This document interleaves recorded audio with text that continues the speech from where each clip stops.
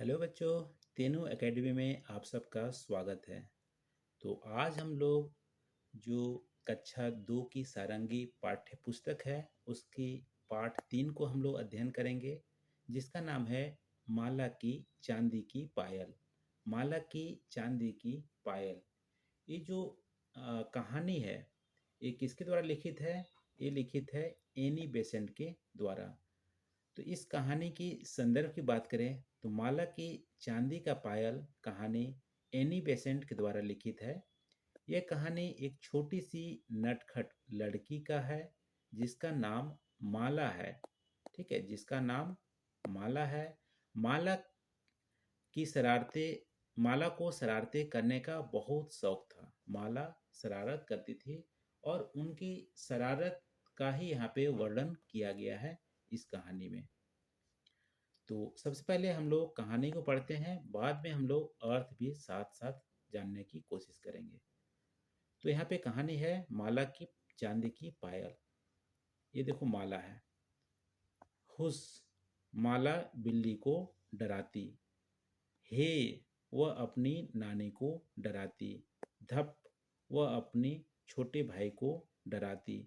भऊ, वह डाकिए को डराती।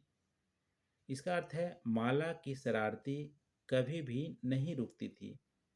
माला की शरारतें कभी नहीं रुकती थी।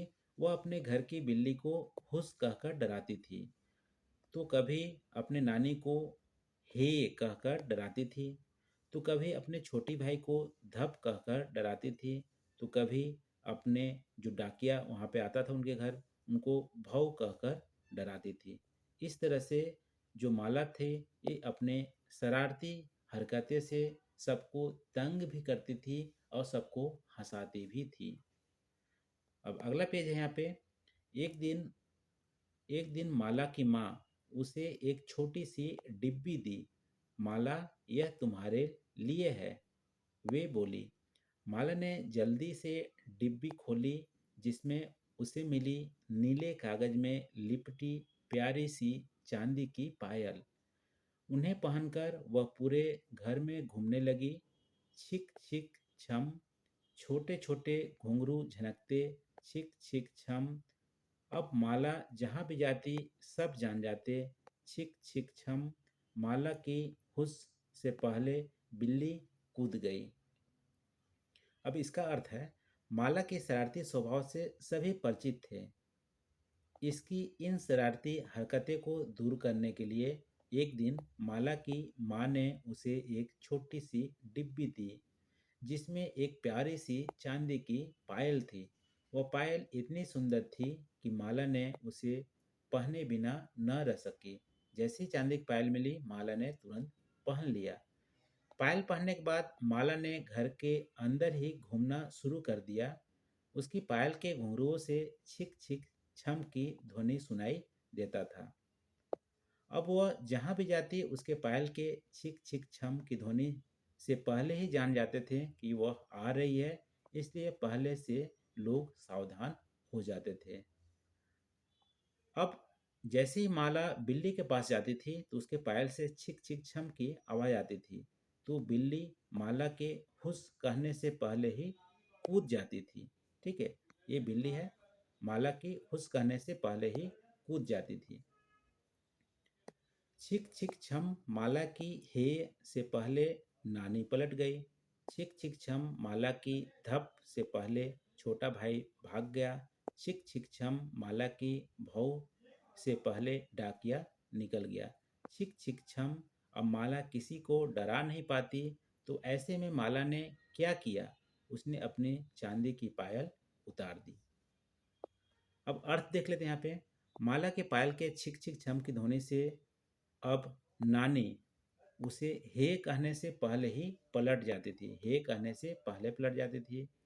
अब माला के छिक छिक पायल की ध्वनि से जो छोटा भाई है, छोटा भाई को पहले धप कहकर डराती थी, तो धप करने से पहले ही वो भाग जाता था। अब माला की पायल छिक छिक छम ध्वनि से डाकिया जो पहले भौ कहने से डर जाता था, तो पहले डाकिया को पता लग जाता था कि माला आ रही है। भौ कहने से पहले वो निकल जाता है। तो माला के पायल की वजह से, छिक छिक छम की ध्वनि की वजह से वो किसी को डरा नहीं पाती थी, इसलिए उसने अपनी पायल को निकाल दिया। उसने अपने पायल को निकाल दिया।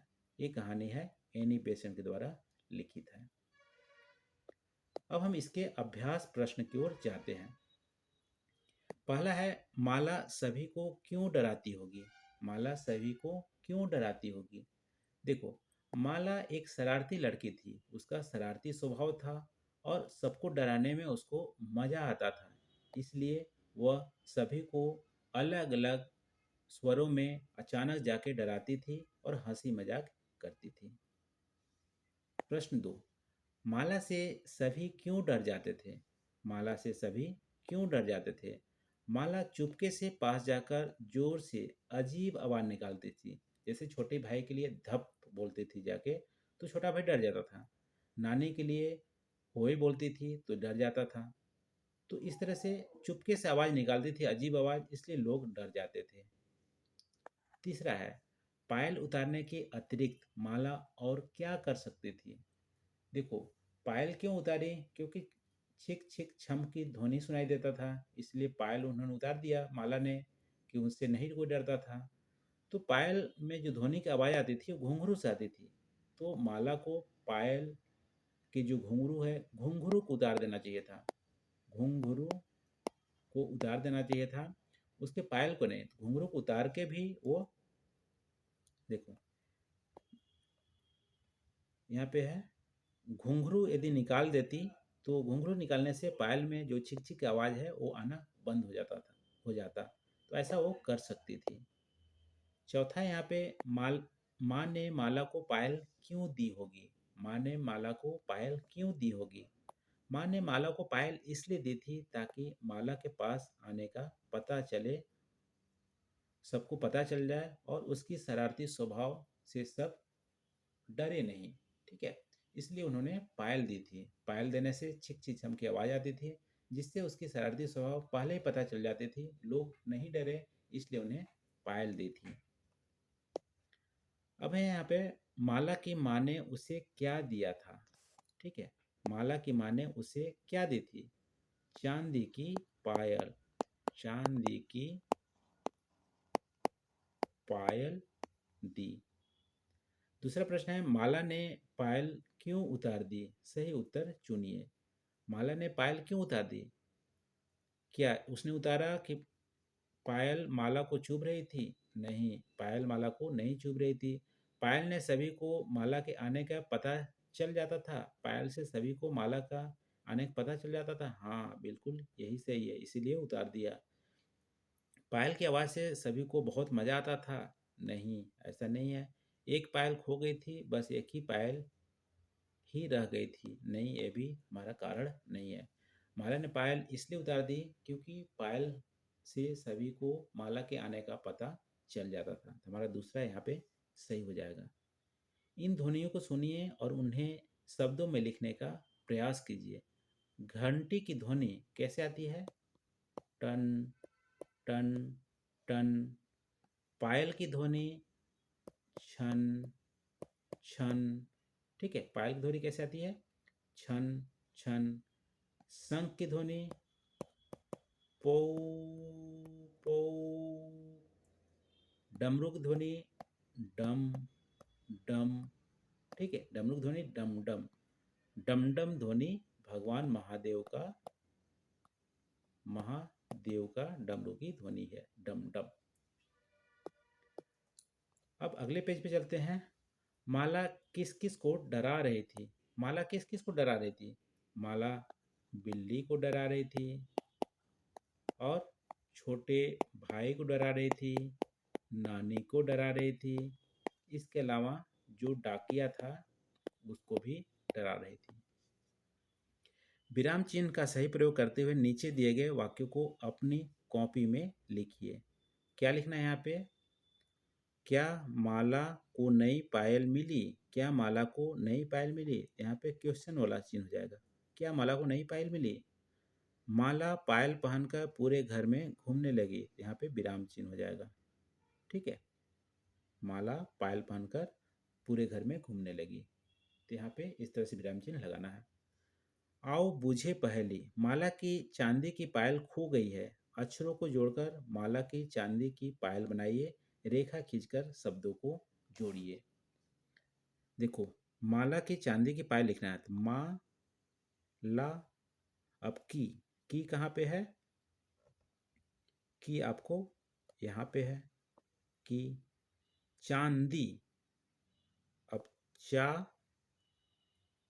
चा यहाँ पे है। दी चांद दी यहाँ पे है। फिर फिर से तो की हमारे यहाँ पे है। पायल। देखो पा कहाँ है? देखो पा यहाँ है। पा य कहाँ पे है?